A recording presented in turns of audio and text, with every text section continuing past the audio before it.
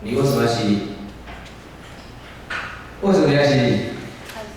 爱上帝。上帝有多爱？你为什么要洗礼？礼。希望能够跟随主的脚步。跟随主的脚步，跟随主的脚步，大家要怎么跟？主的脚步你跟得到吗？怎么跟？与他亲近。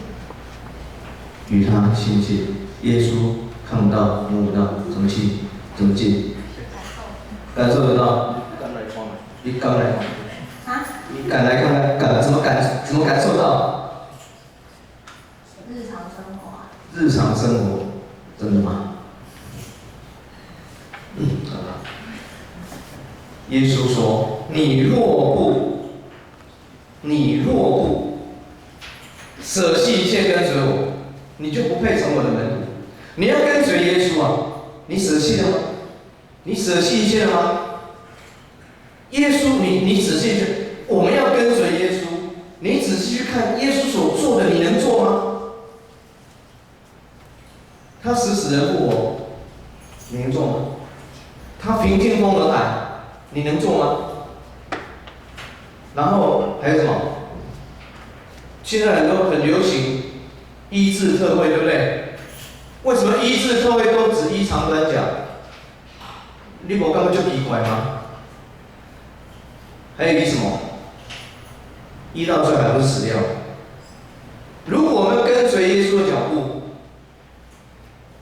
没有一个医治特会来让死人复活啊！耶稣有没有做这个事？有没有？所以，怎么样跟随耶稣的脚步？刚刚我们唱“愿你名配得荣耀”，来，上帝的名怎么配得荣耀？那你主唱，你手上大声来。赞美他。赞美他，怎么赞美？快一点，拿准一点，就赞美。跳舞唱歌。跳舞唱歌。通常跳舞唱歌都是可以休息。你有看到哪一个跳舞唱歌的赞美是在荣耀主的吗？啊，谁？开约会的时候，你知道圣经里面喊最大声对他的神的是谁？是谁？啊，都问出问题，怎么都没有答案？其实圣经里面祷告最大声的是谁？祭司只是献祭哦，祭司没有祷告很大声哦。祷告最大声的反而不是我们认识上帝的人。你去看巴利的先知跟以利亚在这个加密山上的时候，他们的先知拿石头喊自己啊，大喊大叫啊，求他们的神，对不对？以利亚讲上帝，你说你该成就的事情，我是你的，我照你所应许的做，上帝就这样做。所以有当时哦，大声无效啦，不是大声就成就。重点不在你的行为，重点也不在你讲了什么。所以我们刚刚随便，当然不是针对你哦，我们常常喜欢呼口号，主啊，我赞美你，主啊，我跟随你。但是什么叫跟随？什么叫赞美？在我们生活当中，你怎么赞美你的父母？特别我们青少年，我们会去想到我要赞美我的父母，对不对？当你走到外面，你走在外面，人家看到你，你是荣耀你的父母，还是你走在外面都不要，你不要荣耀你的父母啊，你自己都很讨厌你的父母，对不对？会吗？不会啊，开玩笑，开玩笑啊。好，但是一样，我们的上帝，我们怎么站在人面前，我们是荣耀他。这个是一直我们要思考的问题。所以我们在教会里面喊了这么多口号，我要赞美你，我要歌颂你，难道就是真的唱歌吗？然后就讲说我要赞美你，就赞美你吗？怎么样去在真实的落实我们在讲的这些口号。其实，当有人要找你某某人来，请你起来祷告，你敢不敢祷告？敢吗？真的，那我们随便找一个，你叫他。来，祷告。祷告。现在带大家祷告。好，那我们一起低头闭上眼睛，在礼拜前我们一起安静心祷告。天父，谢谢你，让我们能够在礼拜天的中午，让我们聚在一起。主啊，我们借由诗歌赞美，让我们同心合一。现在借由牧师的讲道，求你让我们知道你的话语以及圣经的话语，让我们更熟悉，能够触摸到你。主啊，今天牧师要用什么是基督徒真正的本色，让我们知道我们走出去是要荣耀你的名，而不是做虚假的人。主啊，求主安静我们的心，在牧师讲道传授他的话语给我们的当中，让我们有真正领受到他要以话语当中的意思。我们这样祷告都是奉靠主耶稣名求，阿门。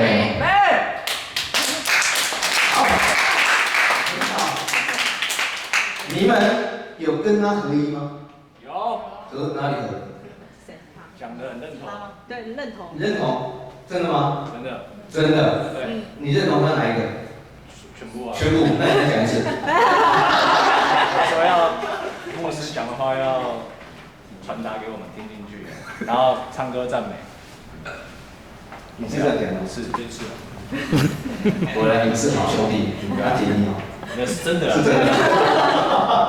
好，开玩笑归开玩笑，但是我们怎么去看说，上帝与我们同在？我们刚才唱，愿你国降临嘛，愿上帝与我们同在嘛，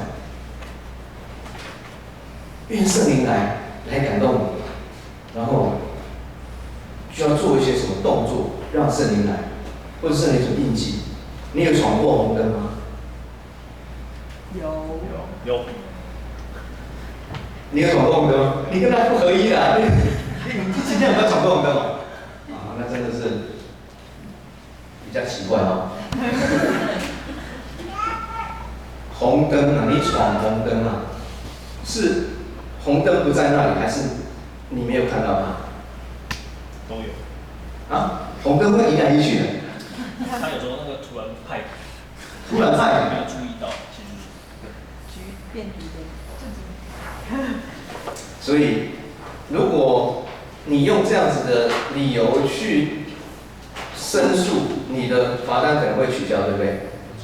有机会嘛？那就不叫闯红灯，对不对？能够定义成闯红灯，一定是红灯在那里，然后你走过去 ，right？ 他熄掉，他怎么样是他的问题，所以那个时候不构成你是闯红灯嘛，可以吗？好，所以我的题目没有问题。我们每一个人都闯过红灯，但是为什么你会闯红灯？为什么你会闯红灯？赶时间哦，各种理由。但是问题就是，闯红灯的意义是，闯红灯构成闯红灯是红灯在那里，然后你走过去。决定闯红灯的这件事情是红灯还是你？是你。圣经应许，耶稣说：“我要离开世间了，若我不回去，圣灵不来。圣灵来了，就与你们同在，就不再回去了。”这是圣经很清楚写，所以圣灵不来去的。那你还需要求圣灵来吗？圣灵就像这个红灯，它一直在那里。圣灵有没有与你同在？是你有没有意识到圣灵在那里？不是他也没有来。这个是逻辑的观念，也是圣经很清楚告诉我们，圣灵他不来去的。所以我们不用去请圣灵来，我们求上帝帮助我，让我愿意顺服在圣灵在这里。而不是要圣灵来，也不是要上帝的国来。上帝的国在哪里？全部都是。真的吗？那个魔鬼撒旦所掌管的地方也是上帝的国？你是他的人。广义来说，答案没有错，但是只要我们今天我们不谈政治，但是用这个例子来举例，你希望被共产党管吗？不希望。我们以前在开玩笑说啊，我们这找个人去，对，我们找个人去跟日本丢个炸弹，跟美国丢个炸弹，然后投降，对不对？然后看哪一国要接受你，我们就变成他们的子民。所谓的一个国的概念，就是愿意被这个一个政府来管。那么我们不愿意被共产党管，我们愿意被不管哪一个国家管。上帝的国在哪里？上帝的国就是接受也渴慕上帝主权掌管的地方，不是只有他在管，而是我们要回应，我们渴慕、愿意接受上帝主权掌管的地方。那么，上帝国在不在我们里面？上帝国在不在我们里面？上帝啊，求你与我同在。可是，就这个房间，你不要进来。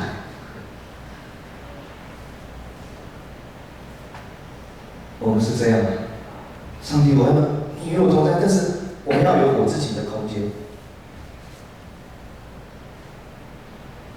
上帝国与我们同在，我们全人要听上帝。但是我们做了多少事情是听自己的？几乎每件事情都听自己的。你要去刺青，你也问上帝吗？有没有？有吗？你要去买衣服，你也问上帝吗？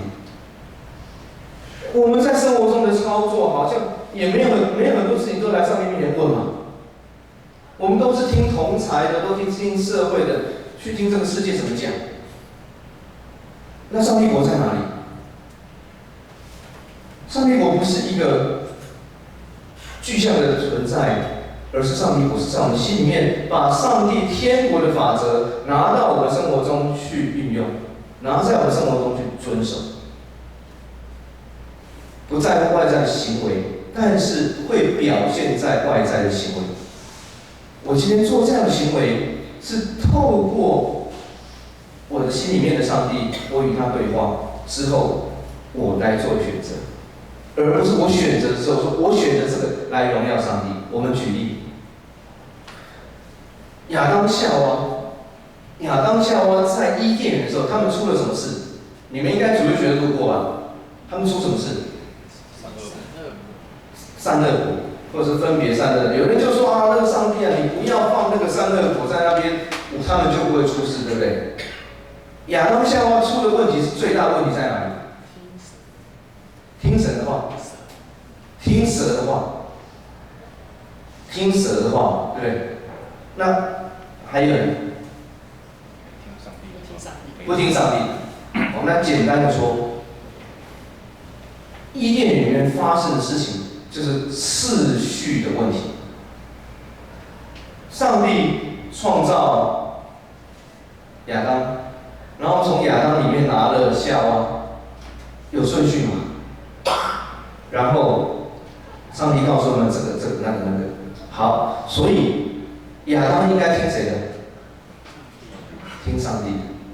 夏娃应该听亚当的。我们暂时说听好了，大家不是男女平等的问题，而是以次序来讲，有这样的次序。然后魔鬼要听谁的？魔鬼要听上帝的嘛？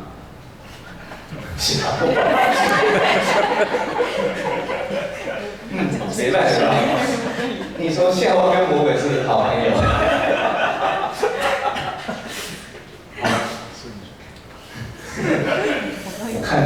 我看到我的影子，我的反应很快，常常答错问题被老师骂，但就是你。OK， 次序的问题，所以你发现原来罪是什么？罪是次序的问题啊。亚当应该听上帝的，结果亚当听谁的？听夏娃。夏娃应该听谁的？亚当的，结果夏娃听了蛇了，所以次序错了以后就产生了。上帝说这件事情就是罪，什么事情？次序错了这件事情就是罪。上帝创造世界有从天地光暗分开，一直从上一直到下，所以圣经很清楚，万物是为人造，人是为上帝造，所以人借着万物来荣耀上帝。所以谁要听谁的？人要听上帝，然后万物要听人的，因为我们是管理者。那今天你看到很多事情，谁听谁的？爸爸要听小孩子的，还是小孩听爸爸的？不好说。阿嬷要听孙子的，还是孙子要听阿嬷的？更难说。多少人去到餐厅，问那个3岁小孩子要坐在哪里，你要吃什么？次序错。娃娃车要推什么？娃娃车要推什么？推娃娃，但是推娃娃以外的东西，不是只推狗。改天你这继续看，改天推蜥蜴的啦，推乌龟的，通通会出来。人自我中心之后，他要听谁的，那个次序都乱了。我们的生命就是这样。说为什么你要洗礼？为什么？那不是说跟不跟随主的问题，而是我洗礼之后在表达一件事情，就是我生命的次序，我要很清楚的，我要听上帝。听上帝不是说我做什么事情都来问上帝我可不可以做？我现在黄灯可不可以做？不是，上帝不用，上帝没有把你造得那么笨。上帝让你明白他的原则。你记得10诫吗？我早上在台语堂的时候，在讲你们的父母他们那一辈的，他们也很阿美。那我讲给你们笑。你知道你爸爸，特别是你妈妈们，在菜市场里面常常犯罪，你知道吗？真的哇，你怎么知哦？犯什么罪？杀价。妈。杀价可以吗？可以。可以吗？可以。你知道我们中间有客家人吗？有客家人吗？反正你们都不管，你现在只是讲中文的一样。但是你多少知道吗？客家人都很勤俭嘛，对不对？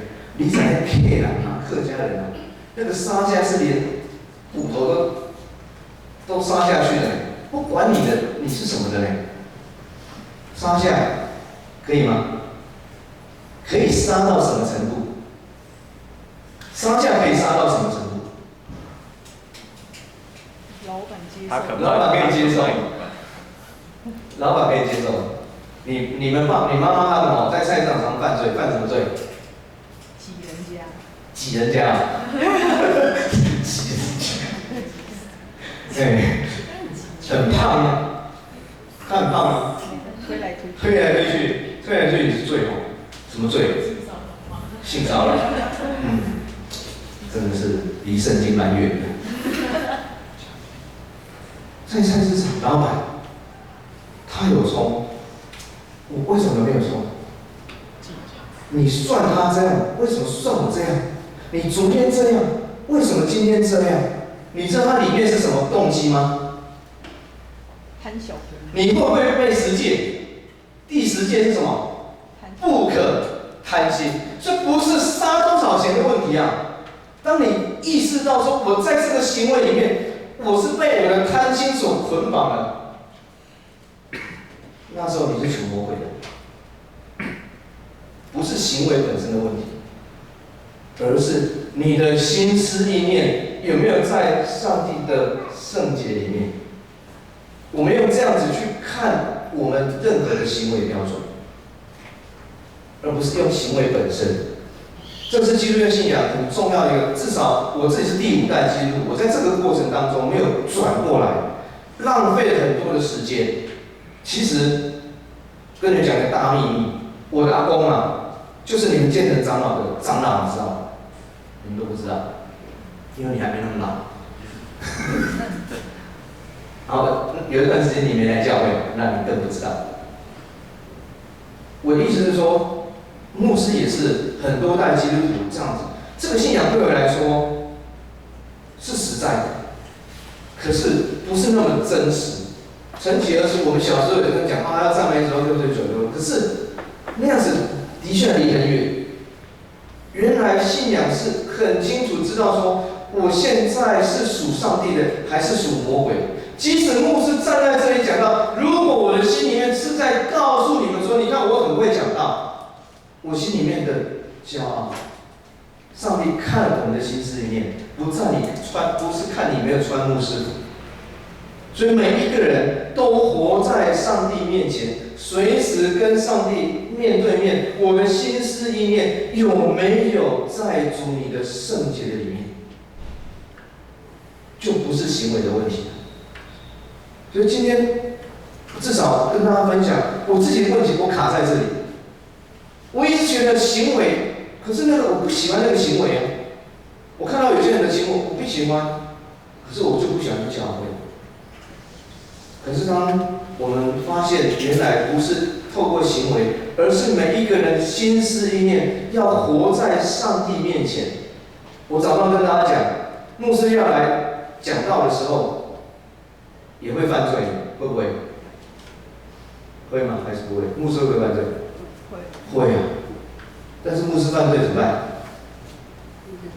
认真的改。开车啊，那个开慢一点的会不会骂人？会啊，心里面就有骄傲、嫉妒，随时啊，你只要有眼睛，你就会嫉妒，对不对？我就嫉妒他嘛，会吗？你只要有眼睛，你看到了，你就会嫉妒，这就是我们的罪性啊。那么随时就是在这些捆绑里面，基督教信仰。基督徒本色不是我们的行为本身，而是我们基督徒很清楚知道，我们在这些罪的捆绑当中，我们需要耶稣基督的救赎。要不然我在这些捆绑的当中，让我是走向灭亡。有一个笑话这样讲，有一个牧师娘暂时用牧师娘，不管什么娘都可以，她把她先生的1个月的薪水拿去买了一件貂皮大衣。然后他先生说：“啊，你怎么可以这样做？这1个月薪水要缴房贷，你怎么可以这样做？你没有跟他讲，买的时候你没跟他讲，魔鬼退我后面去吗？”他说：“有啊，我有跟他讲啊。”可是魔鬼退到他后面去之后，跟他讲说：“这件衣服从后面看更好看，所以我就买。”可怕的罪。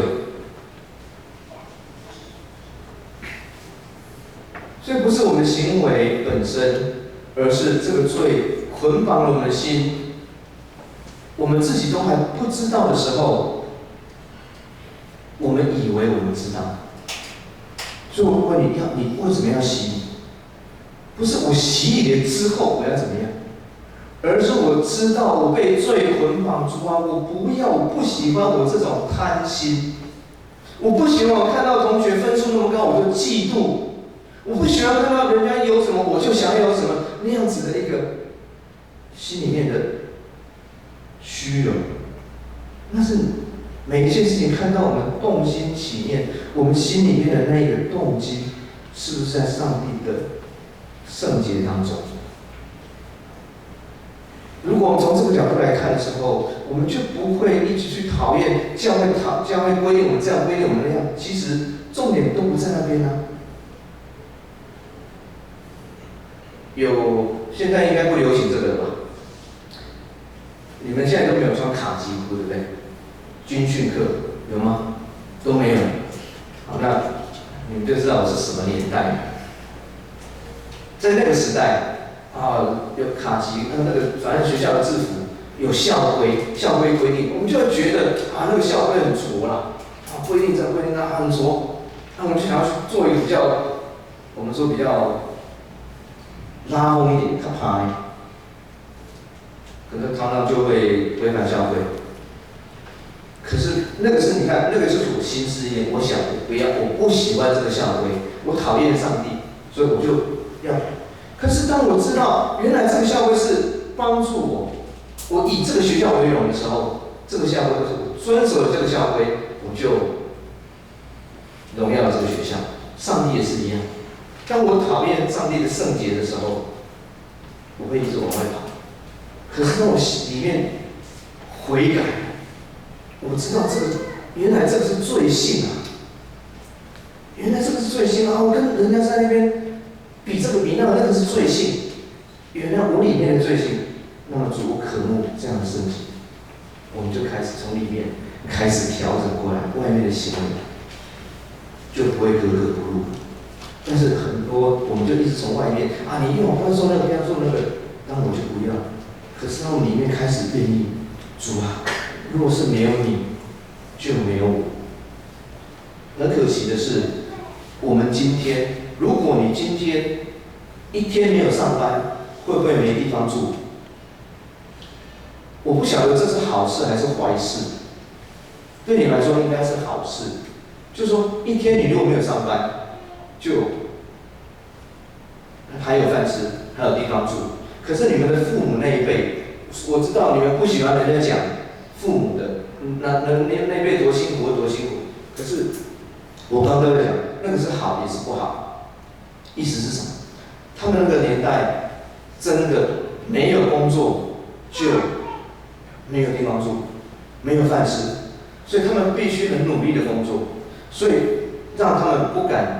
所以你看到他们都很勤劳，对不对？所以现在事情也是都他们在做，教会的事情，当然注重了我们在做，但是我们是被动的。但是对我们来说，我们不用出去工作，我也有房子住。可是，在那个年代，没有出去工作，要结婚，必须要负担家计，他必须要担起这个责任。所以对他来说，这是一种锻炼；对我们来说，是很轻松，反而我们就没有工作的能力。好，为什么讲这个？一天的薪水，一个月的薪水，对他们来讲，那个是很重要的。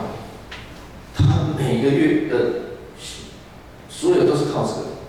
可是你有去打工过吗？有吗？一天没有拿到薪水，你会怎样吗？不会，你不会饿死，你都不会有任何改变。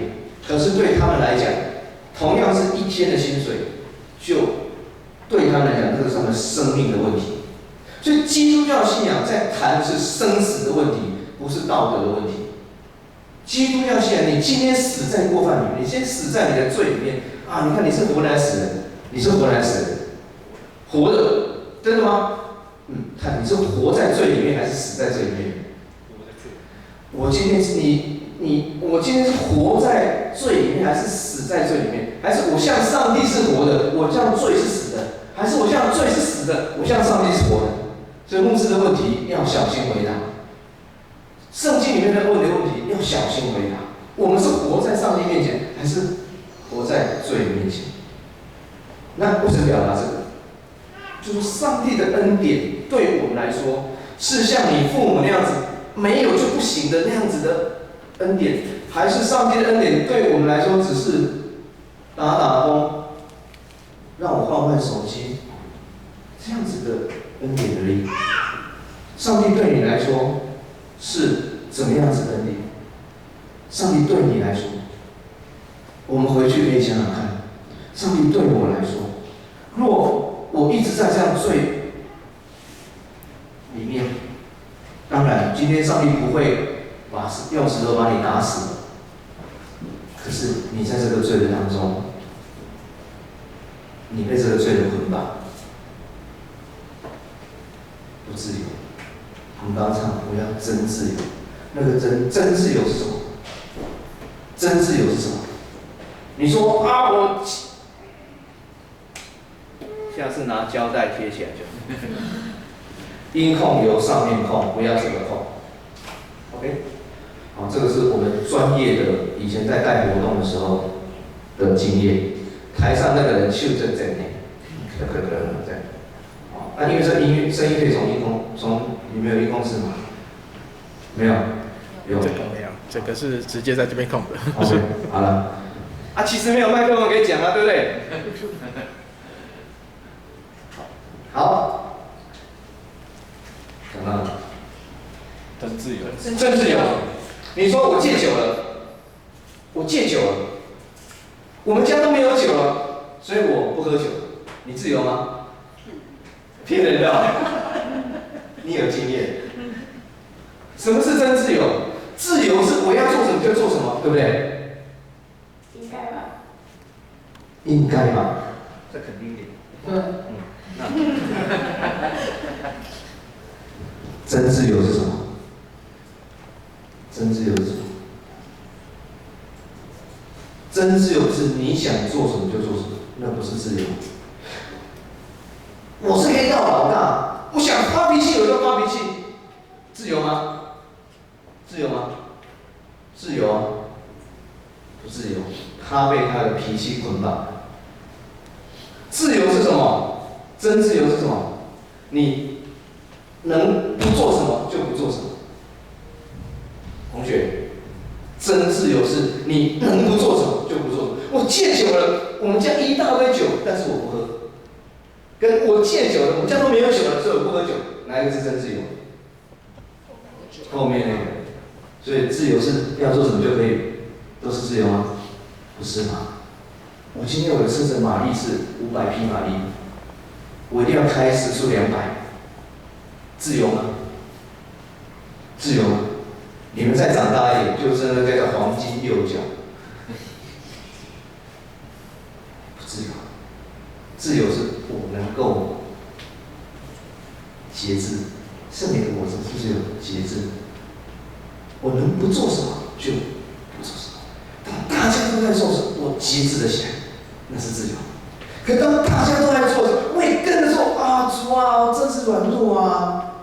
怎么他们这样做，我也跟着这样做？这个跟我们在生活在这个环境里面，是不是很贴切？大家都这样做，大家都这样说的时候，你就这样做了。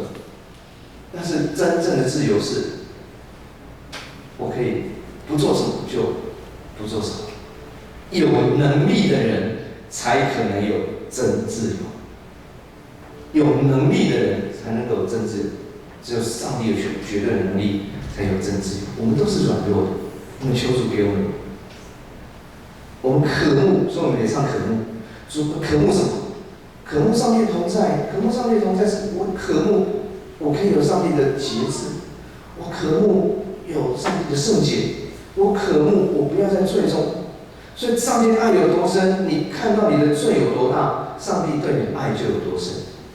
我的英文比不完，对不对？你怎么比？上帝爱王永庆比较多，郭台铭比较多，还是爱你比较多？爱谁比较多？爱我。为什么？爱我。不知道。还好，他没有讲爱郭台铭比较多，因为他钱比较多。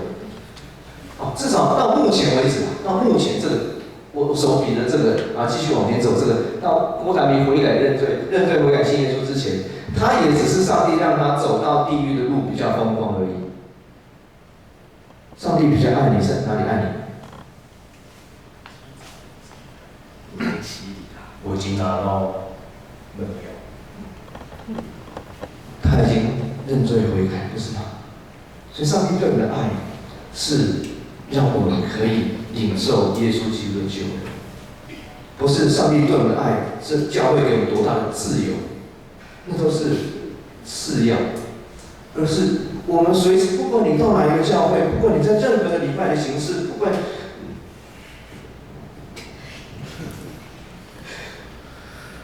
你都要记得，我在这个基督教的家庭长大，是上帝把我放在那里的，不是你自己选的，是不是你自己选的？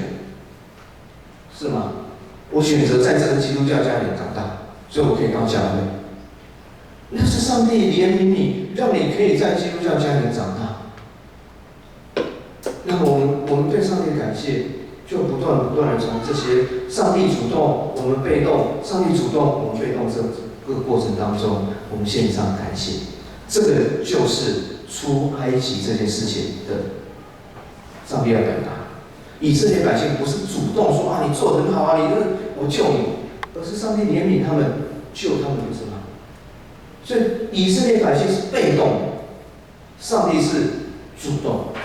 然后到了出红海，过红海，他们知道上帝的恩典。用一点点短的时间讲这个你们主日学一定没有听过。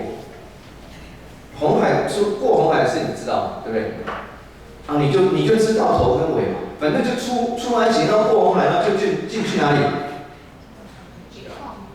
进去进旷野，然后后来进迦南地，就这样嘛，3秒钟讲的。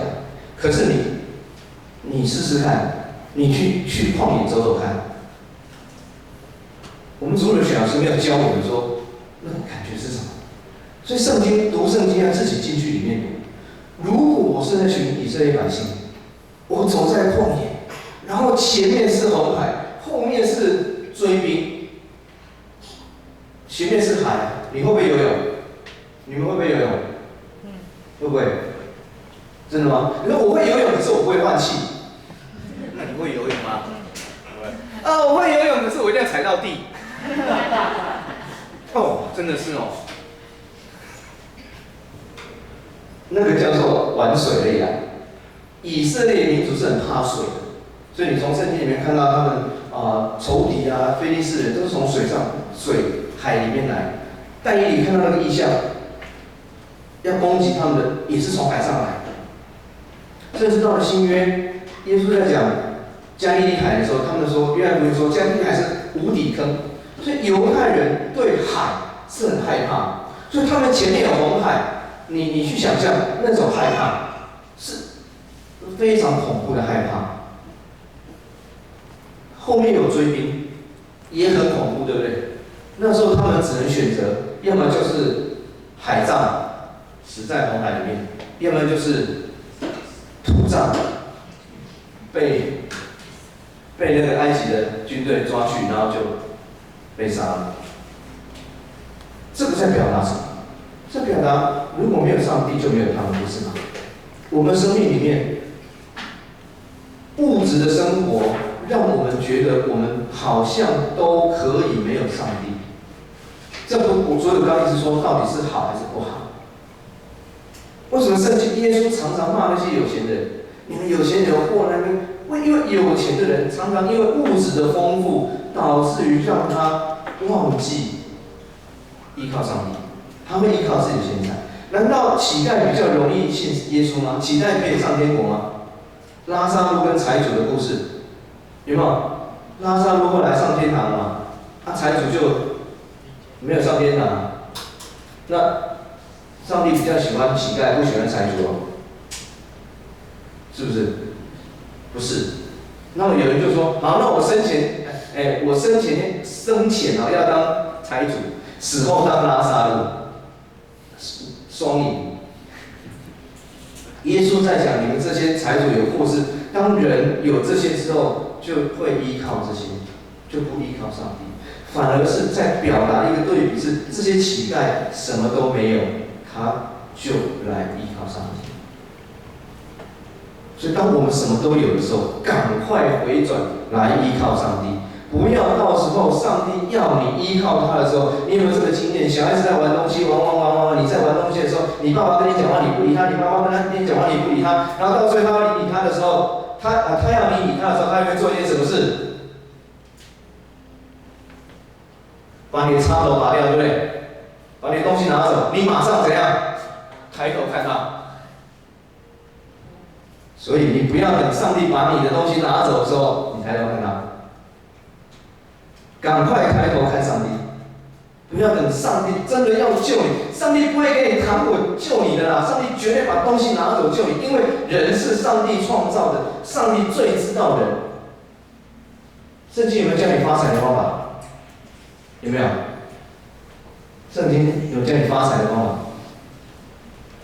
有吗？有啦，有啊，有。怎么发财？有一天有人买乐透，然后来问牧师，牧师帮我祷告，我这个要奉献给教会，让教会建堂。我就说好，那这个很简单，牧师教你，你把这个那个彩券从今天开始把它夹在圣经，放在你的枕头底下，然后从明天开始，你不要来做礼拜了，你就跟魔鬼祷告，他就会让你发财。圣经有没有这样写？圣经有没有写说？这一口太大。圣经有没有写说怎么发财？有啊。当耶稣被试探的时候，魔鬼说：“你来拜我，你来拜我。”然后呢，这世上的荣华，通通给你，有没有？有啊。多少人今天在做的就是这个事情。我希望世间的荣华，你跟耶稣求有没有用？有没有用？要跟谁求？跟魔鬼求啊！你敢不敢求？浮士德那个歌剧，浮士德，什么都给你，但是你灵魂给我。这个再回来，以色列百姓，当他们在埃及的时候，上帝主动拣选他们，过了红海。在红海的时候，你不要被那个埃及王子所影响。那个卡通影片东西什么？骗钱的啦！你走在红海里面，你还要跟他打招呼吗？你会用走还是用跑的？狂奔啊！是不是？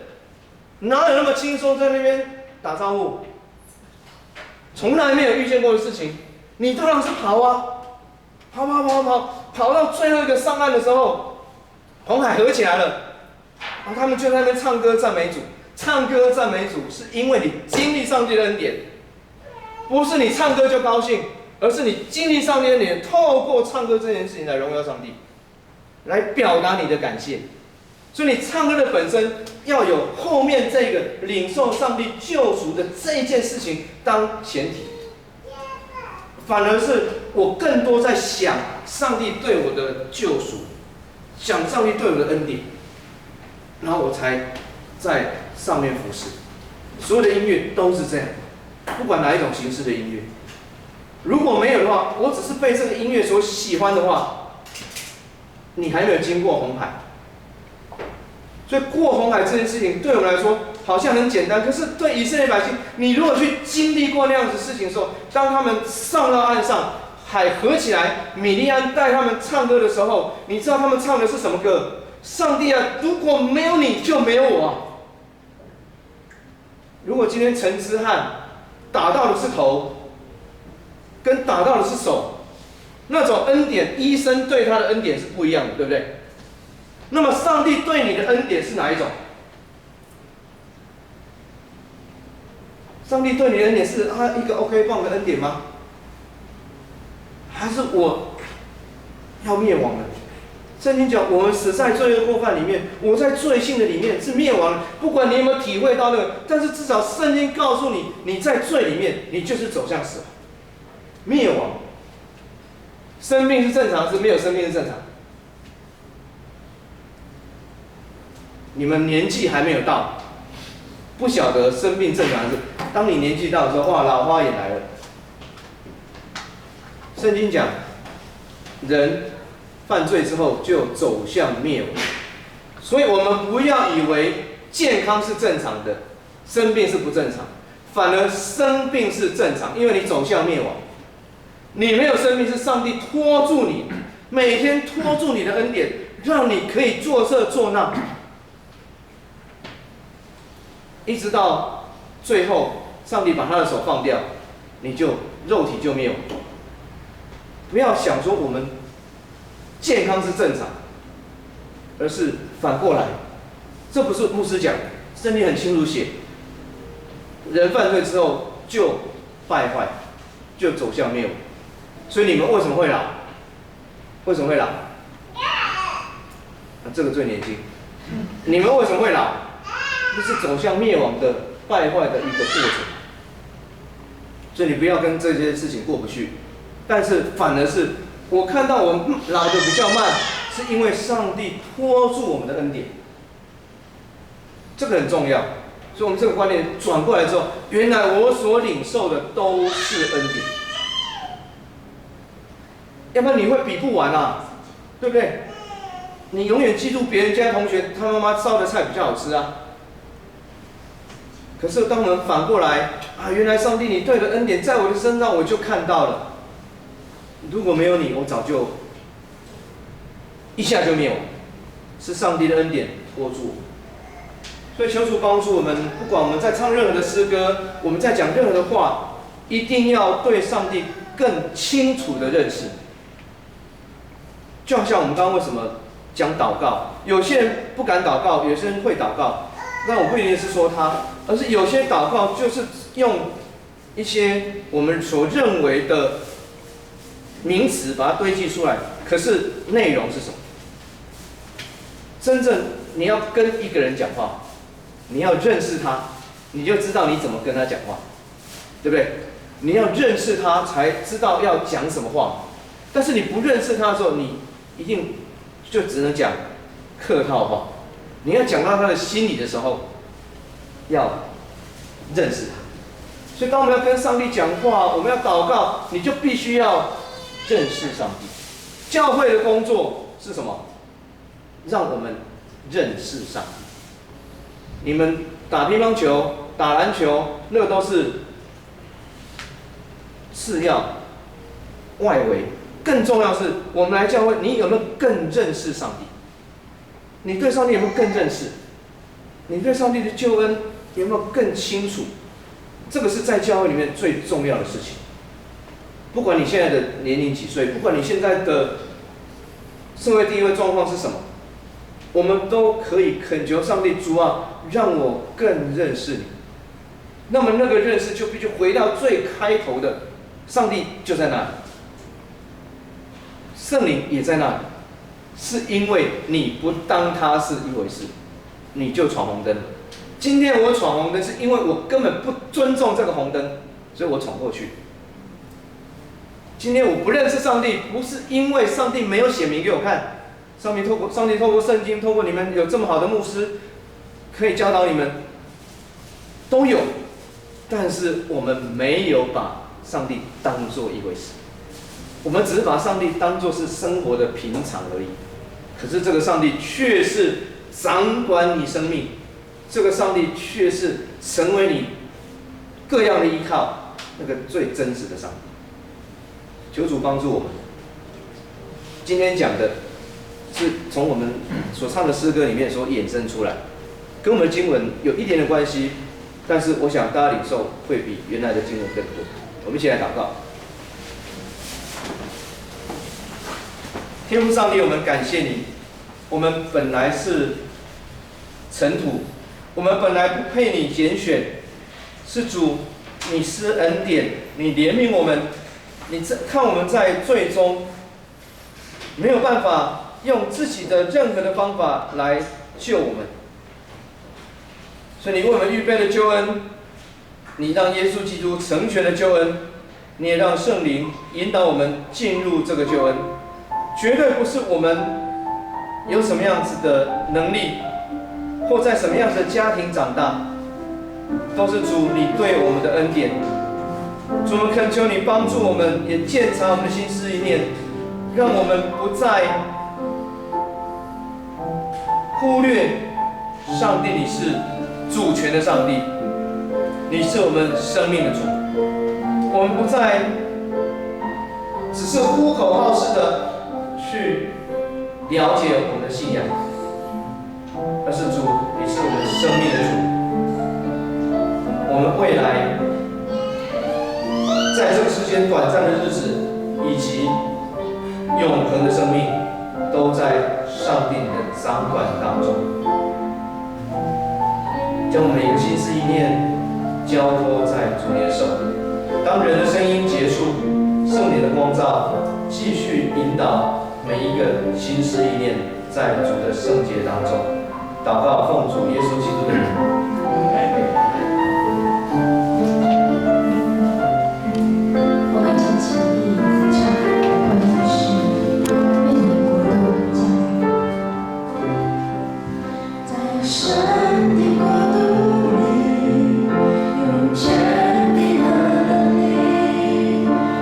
无凭实际，无凭实力，单单